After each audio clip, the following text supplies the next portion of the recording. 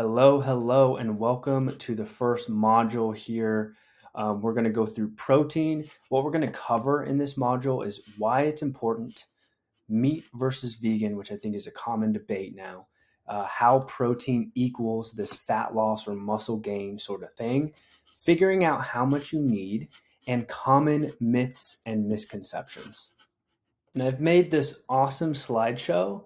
So yeah, here we go. Enjoy this, guys. So diving right in, protein is considered an essential nutrient because the body cannot biosynthesize enough of it to maintain health and survival, meaning we need to have protein in our diet.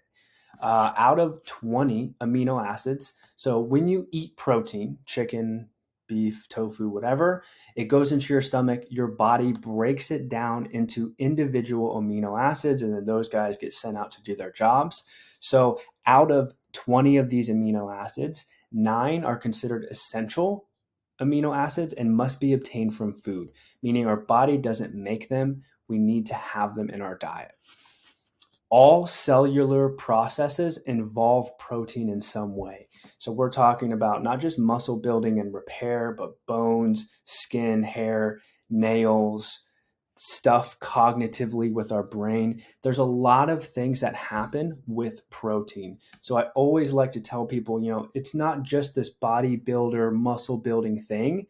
Protein is essential for survival, for our body to repair, for our body to do the things it does, for all these cellular internal things, like they require protein. Um, Total daily protein intake is the top tier of importance, regardless of goal. Now, this comes back to, this above here is protein is involved in all cellular processes. Okay. So it is the top tier of importance, regardless of our goal when we're looking at this whole nutrition thing. And then again, here I put not just for muscle gain, but general population with a goal of general health should consume protein at a minimum range of 1.2 to 1.6 grams per kilogram per day, which comes out to be around a gram per pound. So diving in a little bit to this whole muscle building process with protein, and I'm going to try and break this down into an easy digestible format. So essentially this top one here, essentially you have a scale of muscle protein synthesis, which is like the synthesizing of protein for muscle repair, and muscle protein breakdown. And your body's going through this cycle all the time, every day. Breakdown, synthesis, breakdown, synthesis. The second part here, muscle protein synthesis must outweigh muscle protein breakdown to gain net muscle protein. So essentially, if we don't have enough protein going in, but we're constantly breaking protein down, we're going to find this area where we don't see a muscle gain component thing happen. And you could also go in the opposite direction where, if you're training more, but you're not eating any more protein, you can actually see more muscle breakdown than actually gaining or maintaining muscle. Okay. To optimize muscle protein balance, both resistance training and adequate protein intake are necessary.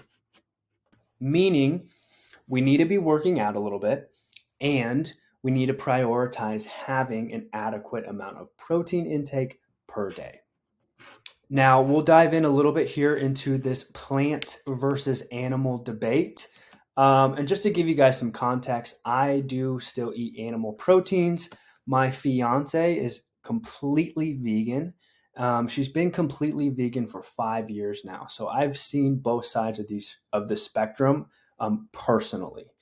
So the main thing when it comes to plant versus animal protein debate thingy is the quality of protein source is determined by its digestibility and amino acid profile. So sometimes when we're looking at plant sources of protein, we see a little bit of a lower score with digestibility, and we also can see a little bit of a lower score in the amino acid profile. And what that means is, let's say like beef has a complete amino acid profile, meaning it contains all the aminos, versus tofu, which may not have a complete amino acid profile, doesn't contain all the amino acids. And so what that means is like things like beef or animal proteins such as eggs, meat, milk, they're complete proteins, meaning they provide all the essential amino acids that our body needs.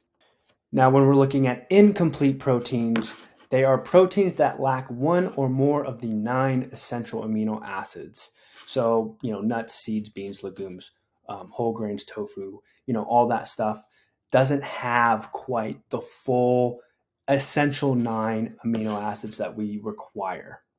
So that's the big kind of picture with plant versus animal. Is you have some of these sources that don't have complete amino profiles, and some sources of plant proteins that aren't very easily or less digestible than animal proteins. And that's the main thing. Now, some people will immediately go, oh, well then, I'm just going to do the animal protein. The thing is, we don't want to jump to those conclusions, because we can still make sure that we get a complete amino profile with plant-based nutrition. We just have to make sure we're eating a little bit more variety, which is completely fine. The advantage to animal protein is you don't quite have to think as hard. But honestly, I think that clears this debate of, animal proteins are better. And it's like, they're just different. And you just have to kind of make sure you have, different sources of this protein when you go down the plant protein route. Now, the other thing that is up for debate, which is argued online very frequently, is, oh, well, you can't build muscle or see the same results with plant-based nutrition versus animal-based nutrition. Now, I'm going to go on the side with this course of being completely unbiased and unemotional about either sides. I'm not going to sit here and say this side's better than the other, because I just haven't seen it. In my personal experience, like I said, with my fiance being vegan, I've seen her build a substantial amount of muscle and have a great physique eating completely vegan. Personally, I have not coached or trained clients that have specifically wanted just plant protein sources. So I can't speak upon that and say, oh, well, these people haven't seen as good results as these people. I've seen really good results with my fiance, and I've seen great results with people that do animal based. Now, when we're looking at research, and I will reference this book very frequently. I've got a lot of this material through this book by Alan Argon, and his book is called Flexible Dieting. It's an amazing book. If you guys want to really dig like deeper into all this stuff, this is a great book, but I'm going to reference this book quite a bit as I go through this course. So in his book, he is a researcher. He's done lots of studies himself, but he's, in this research realm. And in the book, Plant versus Animal, there are no conclusions or main differences yet in studies, meaning from a muscle building standpoint, a body composition standpoint, there is no significant difference from either or. And like the main things is what I kind of mentioned before is animal protein consists of more stuff. So you're going to get a fuller amino profile. You're also probably going to get a little bit more micronutrient stuff with animal protein. So you can see it as, or you can say, it's more efficient. But again, like I had mentioned before, with proper supplementation, you can completely take care of the vegan side of those shortcomings you get with that nutritional protocol. And another thing with the vegan diet is making sure leucine content is intentionally higher for vegan population, just because those plant-based proteins are usually a little bit low in a leucine content. Okay, so now we're going to dive into, how do we figure out how much protein we need? So like I mentioned in the beginning, about a gram per pound or 1.2 grams per pound is a great place to start. So right now I weigh 180. So I would be, you know, in a really good place if I shot for 180 grams of protein per day. But that is not for everybody. So we're going to kind of talk about how that can change a little bit. So using total body weight or just lean mass weight depends on the body composition of the person. So I weigh 180. I haven't done my body fat percentage recently, but I would assume that I'm around 14 to 13%, meaning I don't have a lot of fat mass on me. So using my total body weight would be an appropriate thing for me to do. Now, if I were, I'm 180 now. So let's say I was 285 and not muscle, 285, I had a lot of fat mass on my body. I wouldn't necessarily want to shoot for 280 pound or 280 grams of protein. I might look at my lean mass weight and shoot for that. So for example, what that would look like is if I was 280 and let's say I was 50% body fat. That's where my body fat is at, 50%. I can take 280 times 50 and that'd be 140, right? So then I could go 140, so 280 minus 140 would give me, oh, sorry, I'm dumb. 140 pounds would be my lean mass amount. So that would be an appropriate place to go, okay, I'm going to shoot for 140 grams of my lean mass first. Now, as you start to close this gap and your body fat gets much lower and closer to this lean mass, then it's a little bit more appropriate to have, the 1 gram per pound. But if you are 100, 150, 200 pounds overweight, you could look at finding your lean mass and do something a little bit harder here. So like 280, and let's say you're at 35% body fat. So we times that by 35, that gives you 98. 280 minus 98 would give you about 182 pounds of lean mass. So you could go off of that number as well. So that's a little bit of a variance there depending on body composition. If you're going to use fat-free mass, use 1 gram per pound. This shoots right in the middle of the optimal range. Actually, if that's supposed to say if you're not going to use the fat-free mass, using 1 gram per pound will shoot you in the middle of that optimal range. There's no clear evidence that men and women's protein needs and muscle protein synthesis are different. So some people go, well, I'm a woman. Do I need less protein? Do I need more? According to research and studies, there's no clear evidence of anything being different with protein needs and muscle protein synthesis. But the one difference is since women have less muscle to fat, using the lower end of the protein range is appropriate. So if we could have a range of protein from 0.8 grams to 1.2, 1.2 grams per pound being this higher range and 0.8 being the lower range, it would be appropriate for women to lean a little bit more towards the 0.8 grams per pound, just because women genetically have a little bit less muscle to fat than men. We're looking at like how much protein should we get per meal, assuming that we're training as well, we're exercising.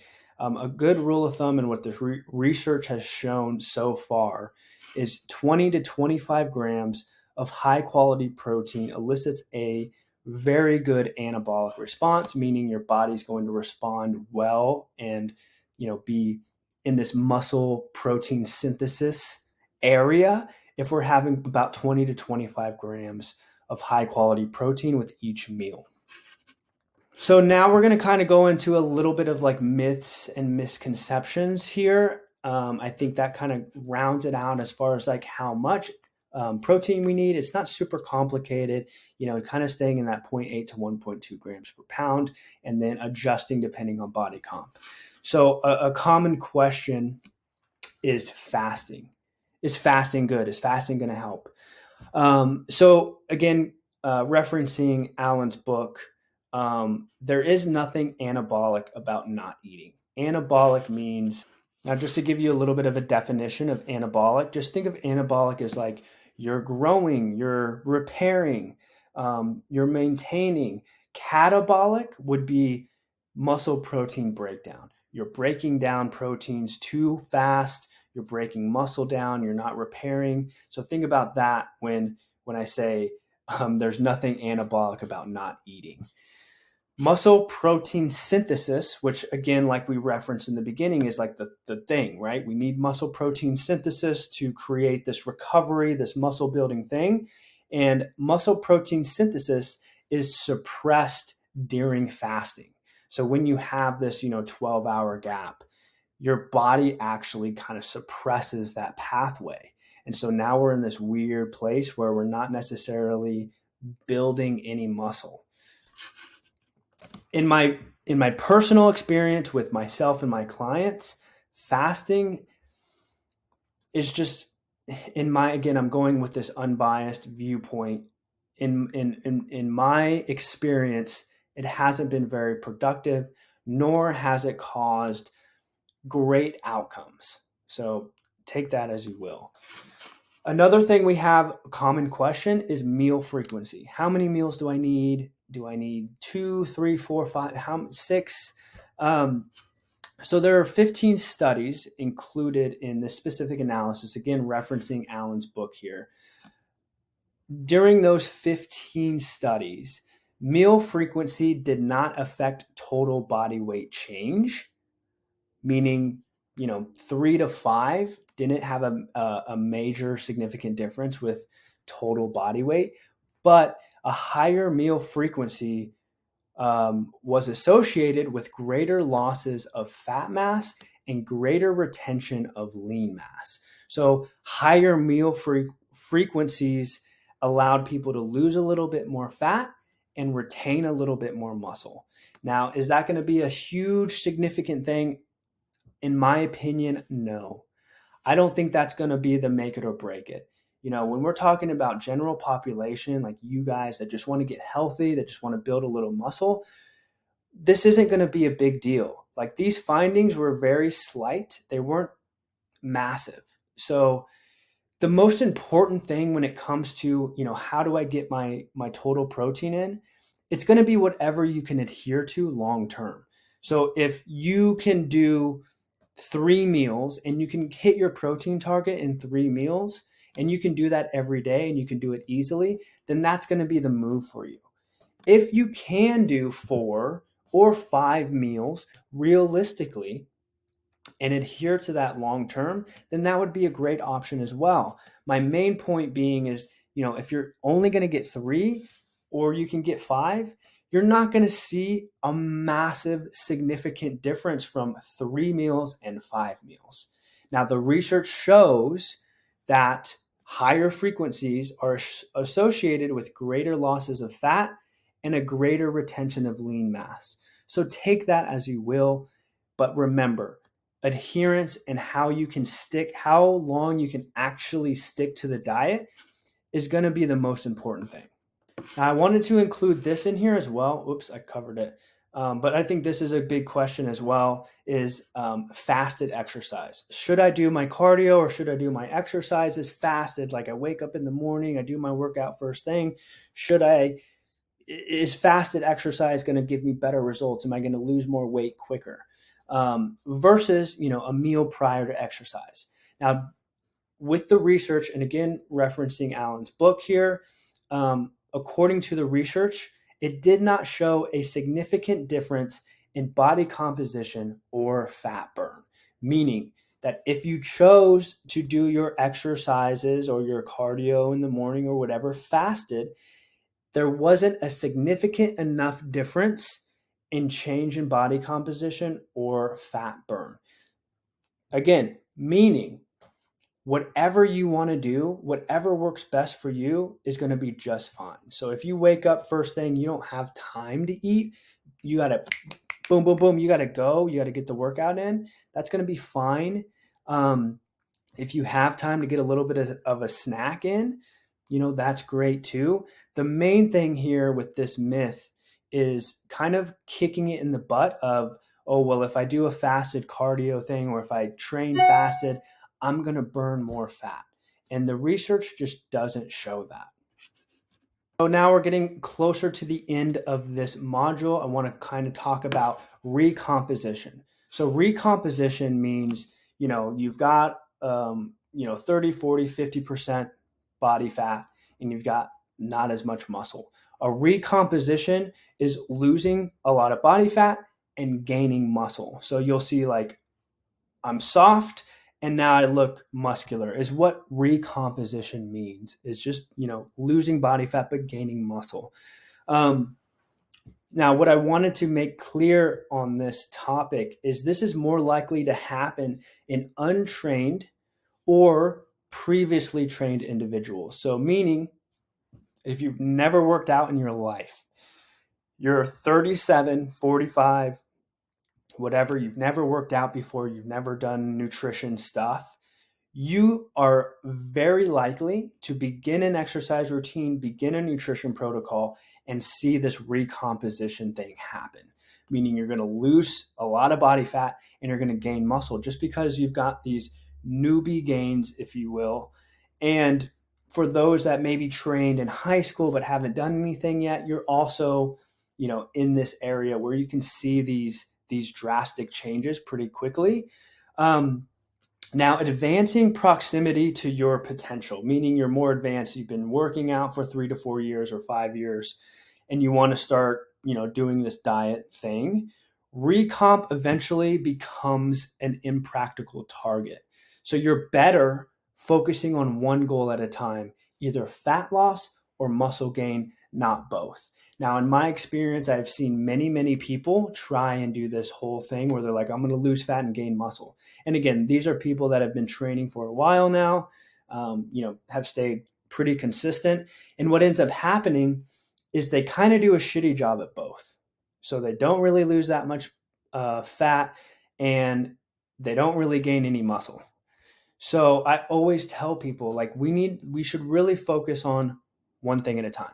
Now, when I get people that have never trained before, I give them the expectation of like, hey, you're going to lose some weight for sure, and you're going to gain some muscle. So like these two things are going to happen.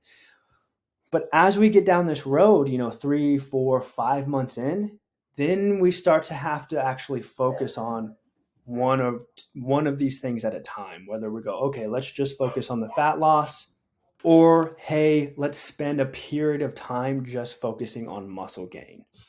So that is kind of the protein thing. Hopefully that helps. I do have this, which I will link in to the resources for you, but it is just a list of high protein sources that you can look at. I think a lot of times people will, kind of limit themselves like, well, what has protein in it?